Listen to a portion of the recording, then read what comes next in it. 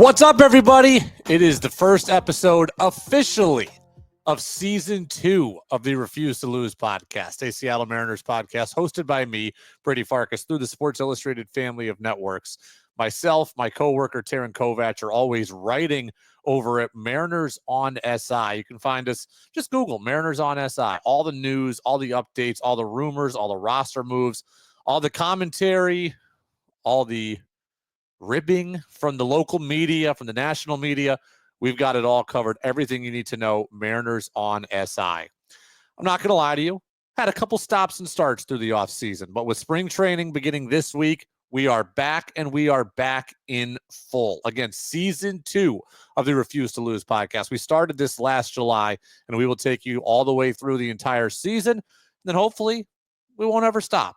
But there were some stops and starts this offseason, mainly Mariners didn't give us much to talk about over the offseason, but we are here. We are here now. We've got a great first episode to kick off season 2. Jeff Idelson's going to join us. Jeff Idelson is the former president of the Baseball Hall of Fame. Big year for the Hall of Fame. Big year for the Mariners in the Hall of Fame as Ichiro gets to go into the Hall of Fame. He'll become the third Mariner the third person with a Mariners logo on his Hall of Fame plaque, joining Griffey and Edgar. We've got a huge plan for you, not only this episode, not only for this podcast, but for our coverage of the Mariners this season. Taryn is always on site at home games. He is there. You can see him in the press box sitting next to Shannon Dreyer and Ryan Divish and Daniel Kramer and the crew. He is right there with those guys at every home game. We are both going to be out at spring training at various points this year as well. I just want to make a couple quick announcements before we really get into the episode. But I'm going to be out at spring training next week, February 19th until the 25th. I'll be there for a couple of different games. See the Mariners on the road in Maryvale against the Brewers. See them at home against the Padres. That first game, February 21st. There's some other games in there as well. Probably going to stay on site for a couple of days too. So got a lot of coverage from spring training. Taryn will be there in March. I've already bought my tickets bought my plane ticket for opening day and for the opening series against the Athletics, no longer the Oakland Athletics. So I'll be in Seattle March 26th through the 30th or so, checking out the first 4 games of the year and having some coverage on site. So it's going to be a blast for us all season long. It's going to be a blast for you, we hope, listening to this podcast also. Jeff Idelson, again, is going to stop by here, the former president of the Baseball Hall of Fame. He knows Ichiro well. I'm sure he's got some stories and some perspective on him. Maybe he can tell us a little more about how the voting process works, because there is that one guy or girl that didn't vote Ichiro in on the first ballot. But without further ado, we kick off season 2. 5, 4, 3, 2, 1. And here we go. At the end of the day, this was an immensely frustrating Mariners offseason. It didn't really matter what camp you were in, right? Whether you're in the media, whether you're a fan, whether you're a longtime fan, whether you're a newer fan, whether you're an older fan, whether you're a younger fan, this was an immensely frustrating offseason for the simple fact that there were moves on the board that this organization refused to make. There were moves on the board that this team should have made or should have been willing to make that they were unwilling to make. And that is incredibly frustrating, right? You look at it, and the Mariners had needs coming into the offseason at first base. They had needs at second base. They had needs at third base. They had needs in the bullpen, at least for one kind of medium to high leverage spot. They had needs in the bullpen. They chose not to address any of that. And that is something that's really hard to reconcile. For a team that has missed the playoffs by 1 game for each of the last 2 years, you would think that they would be going all out to do everything they could to get to the playoffs again, to finally get to a World Series, to finally win the World Series. And ultimately, they didn't. And that's a reality that everybody has to live with. John Stanton, Chris Larson, Jerry DiPoto, Dan Wilson, you, me, everybody. The Mariners had holes. There were guys out there that could fill those holes, whether it's Pete Alonso or Alex Bregman or Hyun-Sung Kim, the guys that they either couldn't get, got denied on, or made no effort to get. There were options on the table. There were moves on the chessboard, and the Mariners chose not to use them. Okay? They're not the only team that's not spending, but they're our team, and that's why it's so frustrating. Where I land is this, and it's taken me a while to get here in my life, and it's taken me a while to get here in my fandom, but it really is this simple. We want ownership to care like we do, but ultimately they don't. In most cases, not all, right? In Philadelphia, they seem to be spending what they need to try to bring that city a championship. Here, they're not. In most places, they're not. And it's a sad reality for fans. It's a sad reality for even for hybrid people, right? Like, I am a media member, but I am also a Mariners fan. And it is a sad reality when you realize that. It is another example of how sports is a business.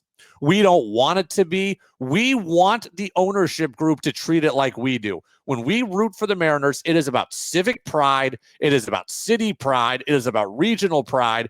It is about passing bonds down from generation to generation. It is about reconnecting with your childhood or keeping your childhood going or whatever. That is what fandom is to us. Okay, I have a Ken Griffey Jr. hat and a Jay Buhner shirt on that links me to 30 years of Mariners fandom. I've got bobbleheads behind me that you can see that links me to 30 years of Mariners fandom.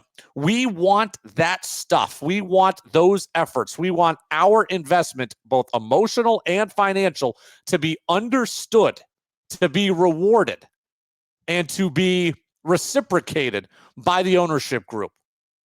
It's not here.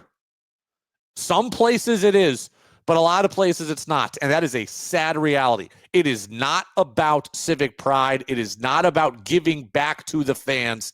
It is about making money or saving money at most turns. That's what it comes down to.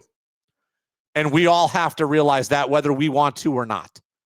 Look, the Minnesota Twins have signed, I believe as I tape this, 2 major league free agents this offseason, same as the Mariners, both of which came this week. The Minnesota Twins, a team that made it to the ALDS in 2023 and then had a 6-week collapse at the end of the year last year, should be doing everything it can. They're not. Okay? Simply put, they are not. The Boston Red Sox, a team that missed the playoffs last year, a team that hasn't been in the playoffs since 2021, should be doing everything that it can to make the playoffs. It's not. They've done some stuff, right? They went out and signed Walker Buehler, and they got Garrett Crochet, so they have made moves. But they're unwilling to spend big on Alex Bregman. They were unwilling to spend big on some other guys they could have, right? The Mariners are not the only ones doing this. They're not the only ones pinching pennies, but because it's our team, it hurts more, and it's just the reality that we live in, and it's the reality we have to come to accept, whether we like it or not. The thing that frustrates me about the fan base, most things frustrate me about ownership. The one thing I have to say about the fan base, it's not even so much that it frustrates me. That's a poor way of putting it. The thing the fan base, I think, needs to understand is that you are damned if you do, and you are damned if you don't, if you are a fan, right? I see everybody online. I see the same. I'm in the same social media groups and chats, and I see the same podcasters and bloggers as you do. And the answer is always, 1, sell the team. They won't. And 2, boycott the team. Right? Fans telling other fans to boycott the team. Hey, if you don't go to the games, John Stanton won't make any money and he'll be forced to hear us. That's not how this works. I am sorry on episode 1 here to be the bearer of bad news, because that's not how this works. Okay? As a fan, you are damned if you do and you are damned if you don't. If you go to the games and if you buy things at the team store and you eat at the concession stand and you sell out T-Mobile Park, then yes, you are lining John Stanton's pockets, and it's not going to get back to you in the way that you want, right? We think that if we support the team, that support gets given back to us. That's not the case. It's not the case right now. Maybe it will be in the future, but it isn't today. So as a fan, if you go and give to the team and you give to John Stanton, you're kind of screwed, because you're not getting back what you want. But on the other hand, if you boycott, You're not proving a point, because here's what happens. We think that if we stop going, we will somehow get them to change their methods. That's not how this game is played. The game is not designed for you, the fan, to win. It's designed for them to win. Okay, if you stop going, you do hurt John Stanton in the pocketbook, but that doesn't make him spend more. That makes ownership groups leave. That's how this game is played. We saw that with the Sonics. That was play one from the playbook, right? We're talking 15 years ago at this point, almost 20 years ago. That was play number one. We gut the team. We make the team bad. You stop coming. We blame lack of fan support, and then we leave. You just saw that in Oakland. Okay, the A's fans rebelled greatly, right? They had the boycotts, the rallies. They wore the T-shirts. They went on the local media tour. They stopped coming. We're not going to support that guy. He left anyways. He just says, "Hey, okay, you don't want to support us here. We'll leave. Someone else will." And then they go out like they do this offseason, spend some money, and try to endear the new fan base, and eventually he does the same thing to them. That's how this game is played. So as a fan, we are powerless. Okay, I choose to root for the team because it's the team that I've always rooted for. I have put in 30 years plus of fandom. And damn, I am going to be rewarded if and when this team ever wins. I'm not jumping ship. Some of you want to, and I'll respect it if you do. But we don't have the power that we think we do. We're not changing minds by not supporting the team. You're damned if you do, you're damned if you don't. You're either lying in the pockets or you're just giving them an excuse to leave and blame us. It's a tough reality to be in, but it's a reality we all have to accept. Let me address Jerry Dipoto. I was on Mitch Levy's podcast the other day, and I love going on with Mitch Unfiltered. And I was on with Joe Doyle, and I love going on with Joe, and he hosts the Overslot podcast. And I think both of them are great. And Mitch asked a question about Jerry Dipoto's comments, right? Jerry Dipoto saying a couple days ago at this point that we thought the roster was good. We didn't have very many holes to fill. That's why we didn't do much this offseason. First off, that's a lie. Okay, that's a lie. I think Jerry is as transparent as anybody in the game from a front office perspective, but that's a lie, right? He's not going to come out and tell you the truth at this point. He's going to try to keep everybody optimistic and positive going into spring trading, including his roster, right? He's not going to sit out there and say, "Hey, guys, we're bringing all you to Peoria. By the way, we don't think some of you are very good." He's not going to say that. He's going to speak, I think Joe's words were exactly, he's going to speak confidence into this thing. So that's true. He obviously knew they had holes. That's why he was engaged in conversation for Nico Horner, and that's why we heard them linked to Yohan Moncada, and that's why we thought about them having this guy or that trade rumor or Hai-Sung Kim here or Carlos Santana there. He thought this team was deficient. That's why he tried to make moves. At the end of the day, he doesn't have the budget or the ability to go over the budget to close some of them, right? He doesn't have the ability to.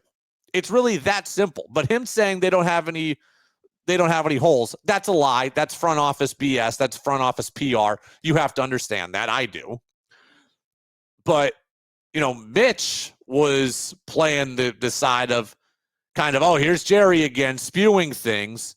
And Joe said something that was very interesting to me or to us. He says, I think Jerry's guilty of talking too much. He said, I think Jerry's guilty of talking too much. They talked for 30 minutes or 40 minutes. And if he had talked for 10, then he wouldn't have said that and people wouldn't have been on him. I got to tell you, I talk about damned if you do, damned if you don't. Jerry Dipoto was damned if he does, damned if he doesn't. Now, let me bring you back to last August. Before the Mariners fired Scott, I called for the Mariners to fire Scott. I was on that train early. I had said all along, I wanted to bring Jerry back, right? As a media member, I appreciate the access that he once gave us, right? He was on 710 Seattle. He was doing the Wheelhouse podcast. As I appreciated that as a fan. So, and I always thought Jerry was creative, right? He would make creative deals. And this year, there just weren't creative deals to be made. So I always was in favor of bringing Jerry back. Last August, The day they fired Scott, I came on with a podcast and I said, I would move on from Jerry also. Not because I think Jerry is bad, but because I think there's kind of a toxic energy around Jerry, where I thought then Jerry is damned if you do and damned if you don't, that Jerry is in a can't win position with the fan base. And if everything Jerry does is going to be scrutinized, there's kind of no winning for the organization. That is what I said last August. They kept Jerry. Fine. Joe says now, fast forward, I think Jerry's guilty of talking too much. I'm going to say Jerry is damned if you do and damned if you don't. Because look, he talks for 40 minutes and appears in front of the media, and Joe says he's talking too much. If he talked for 10 minutes, people would all be saying that he's a coward who won't get up in front of the microphone, and he's hiding and he's ducking, and where did he go when he sits in his corner? And that's what people would be saying. There is no winning right now for Jerry Dipoto, and that is a tough spot to be in. Right? That is a tough position for him to be in. At the end of the day, we all understand how this is played. We all understand what's going on, at least I think. Ownership has tied Jerry's hands. To give him $15 million to spend this offseason on a team that needed at least 3 significant pieces. I would say at least 2 significant pieces, right? 2 significant infielders were on the shopping list this year. And he was given $15 million. That is laughable. That is an ownership problem. So that's the issue. And look, the Mariners also have a tough ballpark to play in, tough ballpark to hit in. They're going to have what I'm calling the T-Mobile tax also. So not only do they need to be willing to pay, they need to be willing to overpay. Pete Alonso, 2 for 54 with the Mets. He wasn't going to take 2 for 54 here. It might have been 2 for 65 here. They were unwilling to do that, obviously. That is what's happening here.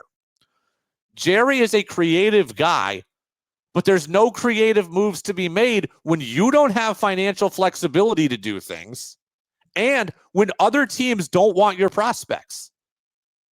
The Marlins and the White Sox are the only teams that are truly tanking it this year.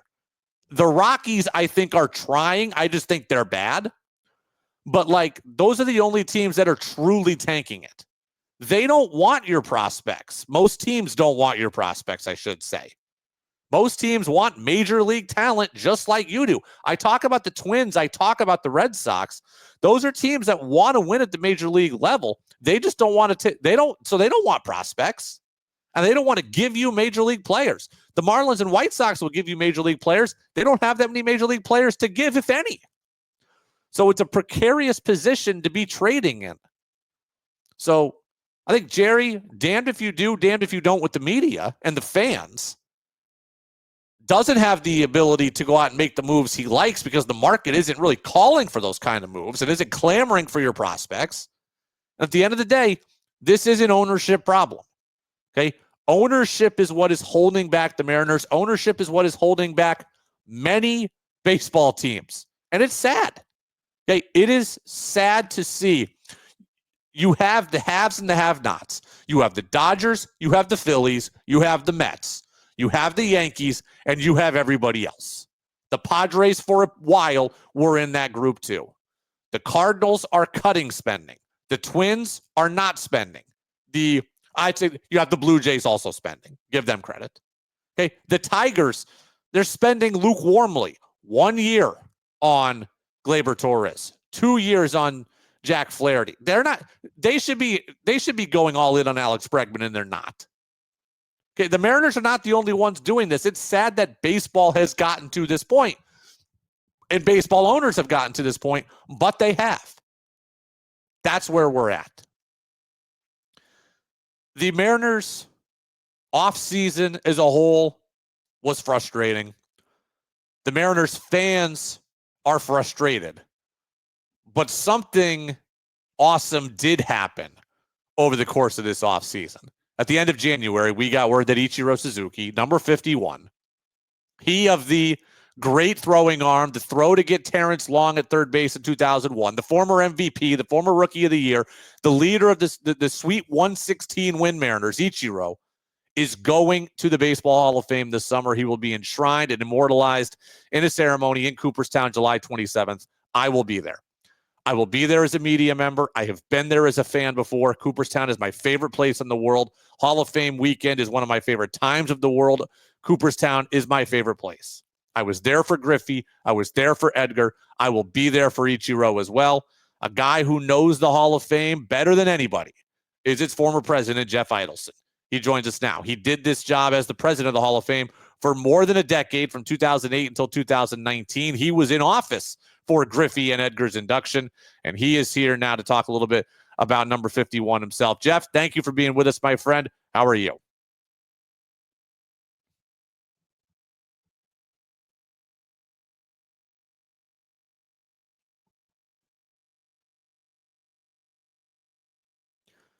That was Jeff Idelson, former president of the Baseball Hall of Fame. He is awesome. And that was great stuff there about Ichiro. And a guy, it seems like Jeff knows Ichiro better than a lot of people know Ichiro, right? He's always been kind of a silent superstar. He's always been kind of a hidden superstar. He's always been kind of a mercurial superstar, a guarded superstar.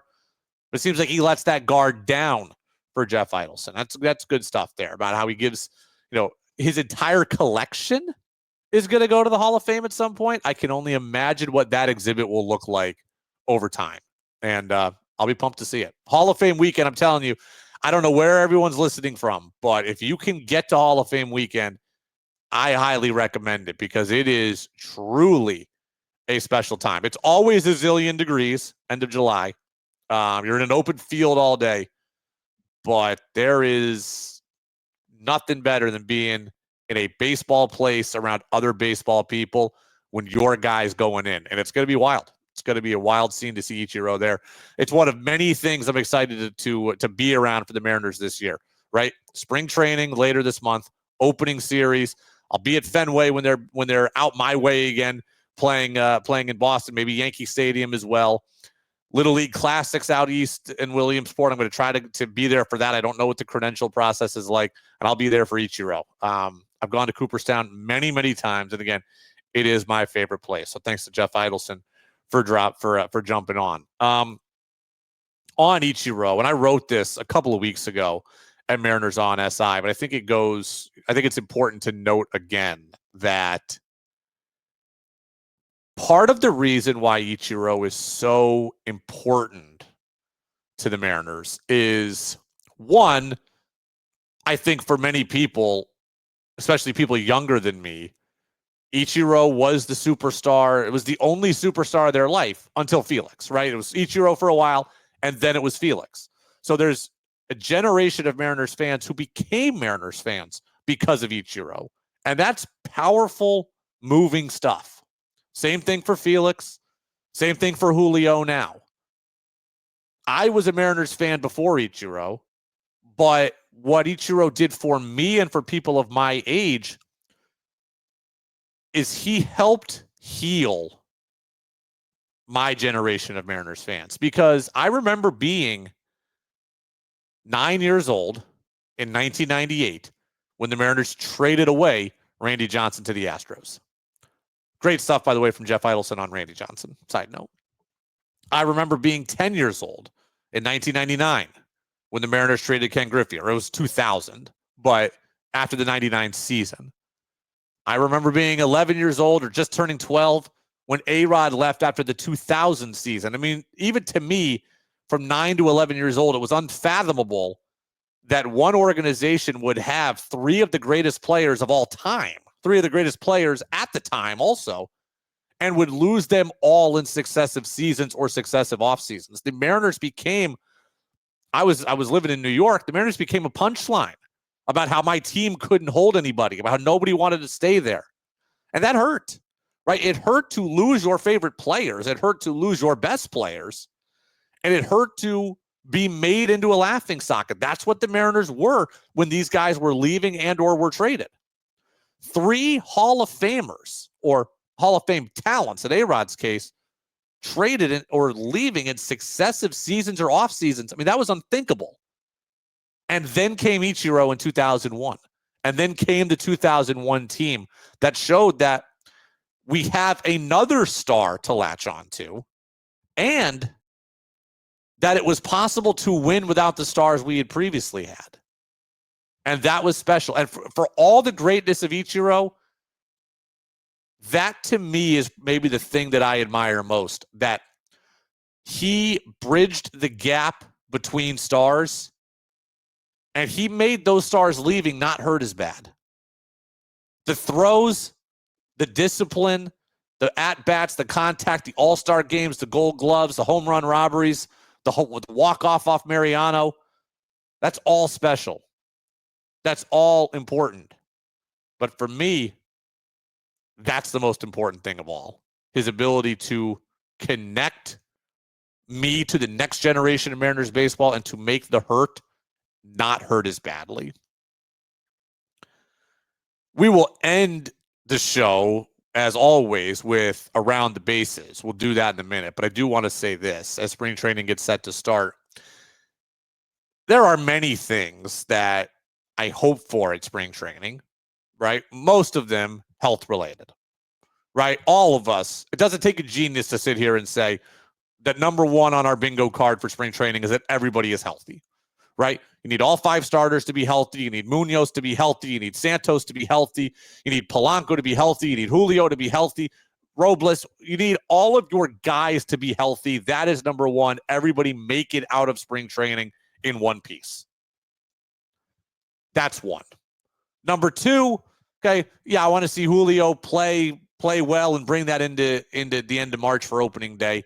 That's important too. If I'm looking for kind of an under the radar thing that I want to see this spring, I want to see Ryan Bliss take hold of the second base job. And there's a couple of different reasons why. One, the Mariners need more good players. So if Ryan Bliss is a good player, then the Mariners play better. Doesn't take a rocket scientist to figure that out either. Number two, if Ryan Bliss plays well, then we can halt the Cole Young discussions, right? Because I've seen it with Dustin Ackley. I've seen it with Mike Zunino. I've seen it with Justin Smoke, where prospects come up and you're waiting and ready for them, you know, and they come up too early and they get overwhelmed. I don't want that to be Cole Young. The Mariners need him to be a star eventually. I don't want them to feel like they have no other choice but then to bring him up. I know it's worked for the Angels with Zach Neto to a degree. It has not worked for Nolan Schanuel. I do not want to see it with Cole Young. Now, and Cole Young has significant more minor league experience than those guys did, but you get my point. You bring up a guy too early, you risk a lot. I want to see Bliss play well so we don't have to worry about that with Cole. Then finally, and I think most importantly, if Ryan Bliss plays well and takes the second base job, then Dylan Moore can do what Dylan Moore does best, and that's be a versatile player. Dylan Moore is excellent as a moving chess piece, right? Can start at second, can start at short, can start at third, can play left, can play right. He can play anywhere you need him to, essentially. He can hit against lefties. He has a little bit of pop. He runs well. He's a good late game addition. Dylan Moore is at his best when he is doing those things. He's at his best when he is a chess piece. He is not at his best, or this team is not at his best, when he's playing every single day in one spot. It would be one thing for him to play every day, but it's another thing for him to play in one spot. If Ryan Bliss takes the second base job by the throat, by the horns, then they can allow Dylan Moore to exploit his versatility in a way that it deserves to be exploited, or a way that this team is better for its exploitation. Dylan Moore's a good player. He can steal 30 bases. He can hit 10 to 12 home runs. He can play all over the field. That's when he's at his best, not when he's saddled at second base every single day. If Ryan Bliss takes the job and runs with it, so Dylan Moore doesn't have to, this team is much better. What do I expect from Ryan Bliss this year? I don't know. There's what I expect and there's what I hope. What do I hope? Can he hit 245 with 13 home runs and 50 RBIs? Okay, if he did that, he would have the Jorge Polanco season from last year with a better average. This team won 85 games with Jorge Polanco. 16 homers, 45 ribbies, hitting 213. If Bliss could hit 240 with 13 and 50 and stay healthy, steal 15 bases, I'd have to feel pretty good about that. Given where this roster is at, I'd have to feel pretty good about that.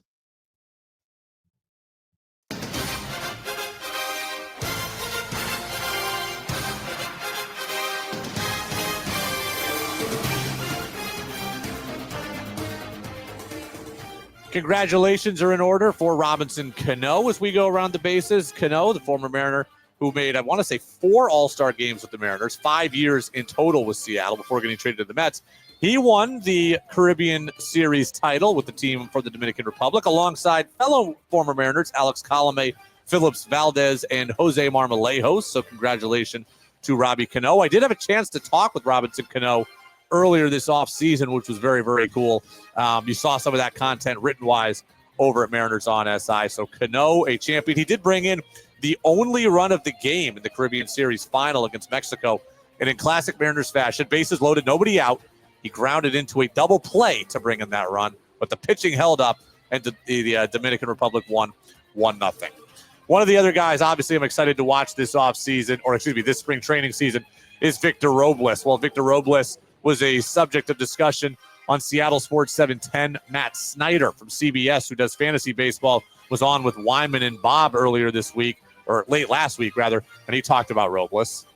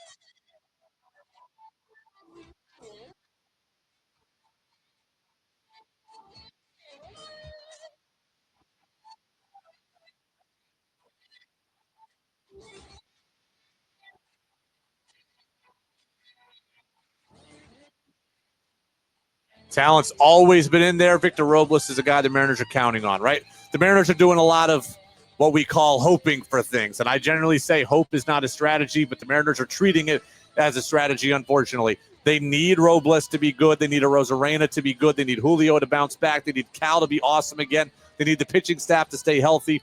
If Victor Robles is close to what he was last year, can he hit 270? Can he steal 35 bases? Can he be a pest at the top of the order? If he's that for a full season, this team's ceiling is higher once again. 25 years ago Monday, the Mariners traded Ken Griffey Jr. We talked about the M's losing all those stars in succession in 98, 99, and 2000. Well, 25 years ago Monday, they acquired Brett Tomko, 2 other prospects, and our guy Mike Cameron. Mike Cameron, a multi-time All-Star with the Mariners, a Gold Glover in Seattle as well, one of the most revered Mariners of all time. He spoke on MLB Network. I'm going to have to cut the music here, but he spoke on MLB Network about the trade to Seattle and actually said it was very, very difficult to be the guy to follow Junior. And I was nervous. I'm not even going to lie. And I didn't have the mental health skill guys that these guys have today. It's definitely an experience that I wouldn't wish on nobody because it was trial and error every day. 2 of the best things that I ever had was having good family and also having good team support. And it got me through Seattle that first year because I figured that, look, I may not be able to hit 50 home runs, but I can hit, 25, 15, 20, 25 homers. I can play defense with anybody and I can run, so what I don't do in the home run department, I know I can do this. I just got to stay focused and man, it worked out so good. I played very well that first year. He did play well that first year, and he played well. See if we can bring the music back here in a second, but he did play very, very well in that first year. The team got to the ALCS in 2000. They got back to the ALCS in 2001, and Mike Cameron did become a kind of a, I think he is one of the more popular Mariners of all time. And Dave Niehaus said it best back in the day. He replaced the irreplaceable. And there is no better legacy than that as far as I'm concerned. Mike Cameron replaced the irreplaceable. Your favorite player, my favorite player, your favorite player's favorite player was Ken Griffey Jr. And Mike Cameron came in 2000. I'll never forget robbing Derek Jeter of a home run at Safeco. I'll never forget him chasing a ball down from Carlos Lee in the gap against the Chicago White Sox in 2001. He threw out a guy at the plate in Texas. I think he threw out a guy at the plate in Minnesota. And then you get the 4 home run game against Chicago. We had the 10 RBI game against the Yankees. There are things that Mike Cameron did that are implanted in our brains in the same way that the things that Ken Griffey Jr. did are implanted in our brains or imprinted on our brains. Mike Cameron was a stud. He continues to be around the organization, and you can tell there's a genuine love there. I was surprised to hear him say kind of how difficult that first year was. I certainly expected it to be hard to try to replace Junior, but he was candid about it. And look, if you're going to trade Ken Griffey Jr., you better get in value back. And Mike Cameron brought tremendous value to the Seattle Mariners for a long time. And finally, other prospects at spring training, right? Cole Emerson. You want to see Las Montes eventually. I want to see what Logan Evans does, their top pitching prospect. Want to see how Emerson Hancock does. This is a team that's going to rely on its big league roster. They're going to need Cole Young at some point. They might need Harry Ford at some point. But by and large, this is not a prospect year for the Mariners. But still at spring training, we're going to want to see them. And I'm going to want to watch them up close when I go there next week. Hard to believe it's going to be next week that I'm in Peoria. The Mariners will be in Peoria just days from now. We'll be back at it again. Remember, these episodes drop every Tuesday and every Friday. Thanks to Jeff Idelson for stopping by. We'll have another great guest for you on Friday's episode. Download us on Apple Podcasts, Spotify. Subscribe, rate, review, follow us. Again, every Tuesday, every Friday, Mariners on SI. That is the written side of things. We put stuff out every single day and a bunch of it, right? 6, 8, 10, 12 things a day. And we really especially pump it out in season. And, well, the season is upon us now. At least spring training is. We'll see you on Friday, everybody. I'm Brady Farkas. This is the Refuse to Lose Seattle Mariners podcast.